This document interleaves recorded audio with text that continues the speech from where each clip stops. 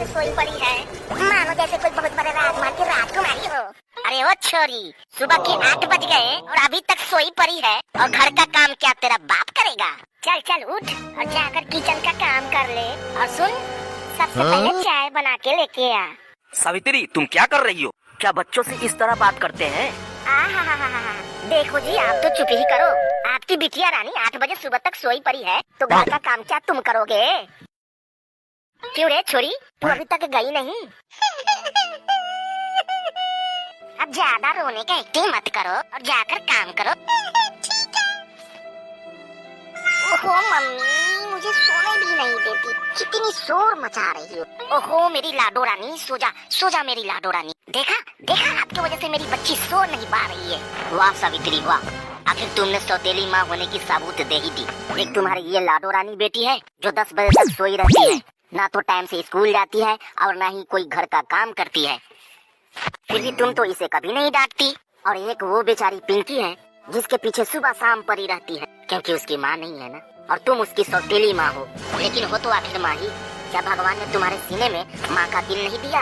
अरे तरस खाओ बेचारी उस पिंकी पर। उस बेचारी का तो किस्मत ही खराब है जो उसकी माँ बचपन में ही छोड़कर चली गई। लेकिन तुम कम से कम उसे माँ का प्यार नहीं दे सकती, तो उसके साथ दुर्व्यवहार भी तो मत करो।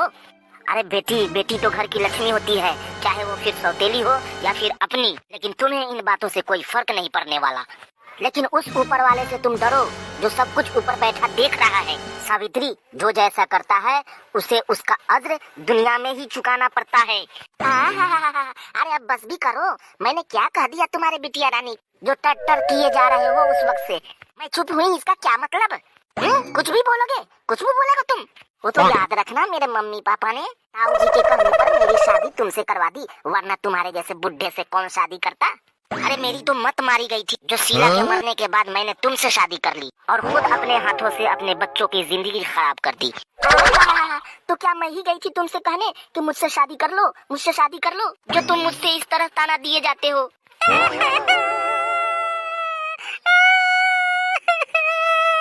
अरे मेरी तो कोई कदर ही नहीं है इस घर में। मैं जब से आई हूँ तब से मुझे डांटते रहते हो, न मुझे कोई इज्जत है मेरी इस घर में, न कुछ चलती है मेरी। मम्मी मैं क्या करूँ? अरे भाग्यवान, अब बस भी करो, चुप भी करो, ये इमोशनल ब्लैकमेल मुझे मत किया करो। मेरे आंसू तो ये तुम्हें झूठ ही दिखेंगे, क्योंकि मैं ड्रामेबाज हूँ, नौटंकीबाज हूँ। मेरी कोई इज्जत ही नहीं है इस घर में। मेरी किस्मत फूट गई इस बुढ़े से शादी करके। चुप हो जा, सॉरी चुप हो जा।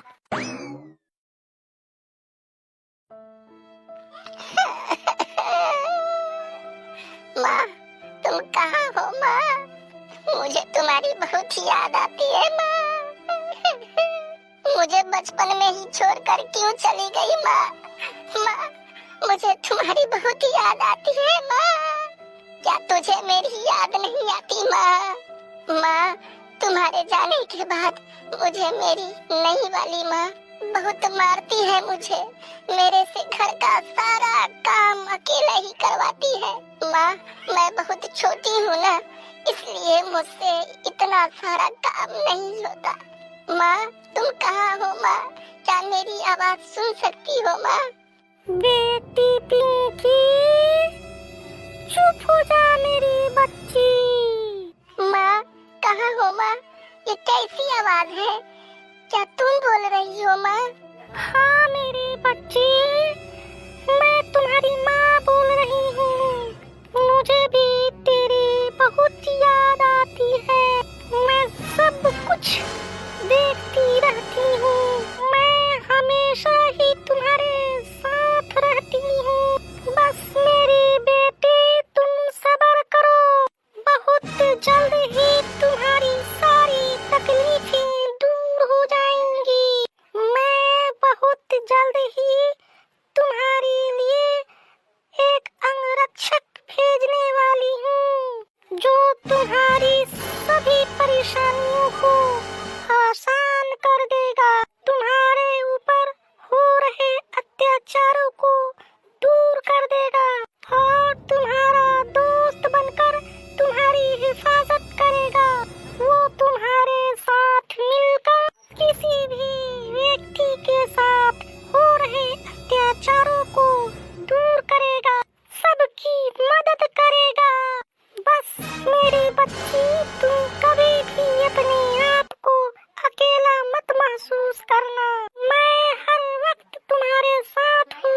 मेरी बच्ची, तुम अभी तक रो रही हो।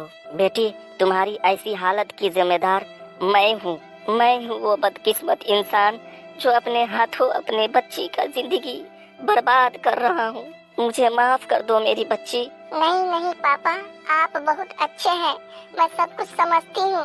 पापा, आप मुझसे माफी मांगकर मुझ पे पाप मत चढ़ाइए, क्योंकि मैं जानती हूँ आप बहुत अच्छे हैं। मेरी बच्ची, कितनी अच्छी हो तुम। मेरी बच्ची, जाओ तुम जाकर बाहर खेलो, मैं चाय बनाए दिए देता हूँ। ठीक है पापा।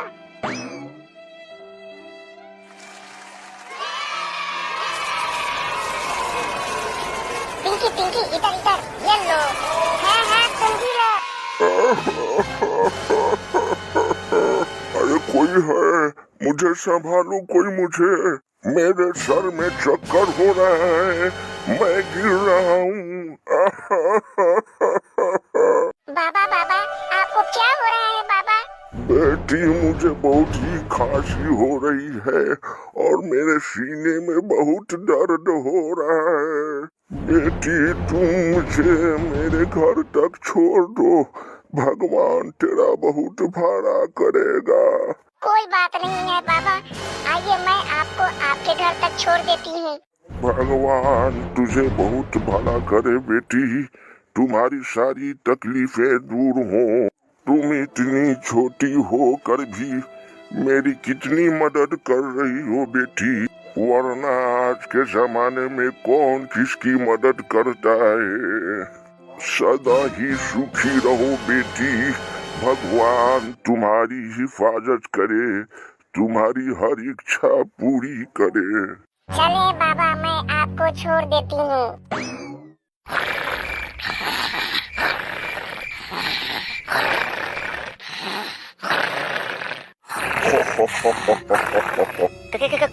कौन है कौन है कौन है?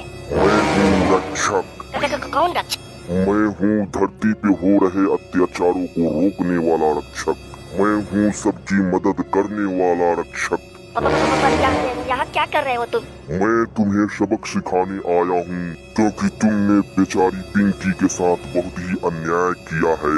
उसे तरपाई हो तुम, उसे मारती हो तुम, इसलिए मैं तुझे उसकी सजा देने आया हूँ। मैं तुझे अपने साथ लेकर जाऊंगा।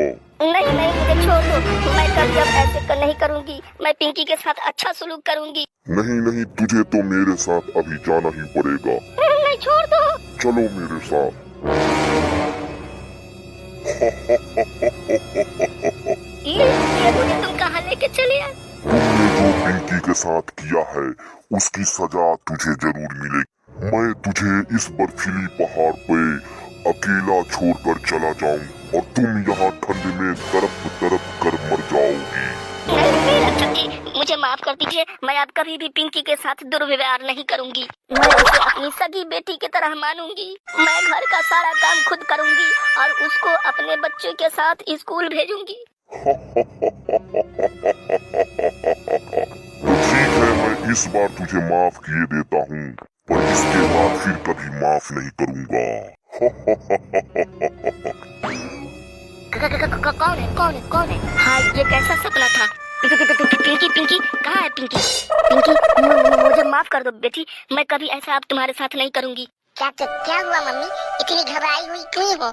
बेटी, मैं समझ गई, मुझे समझ में आ गई कि जो जैसा करता है उसका नतीजा उसे यही भुगतना पड़ता है। बेटी, मैं तुम्हारी गुनहगार हूँ, मुझे माफ कर दो। मैं तुम्हारे साथ अब कभी भी दुर्व्यवहार नहीं करूँगी। मैं तुझे अपनी लाडो रानी बेटी की तरह मानूंगी, पढ़ाऊंगी लिखाऊंगी भी, और तुझे कभी तंग नहीं करूँगी।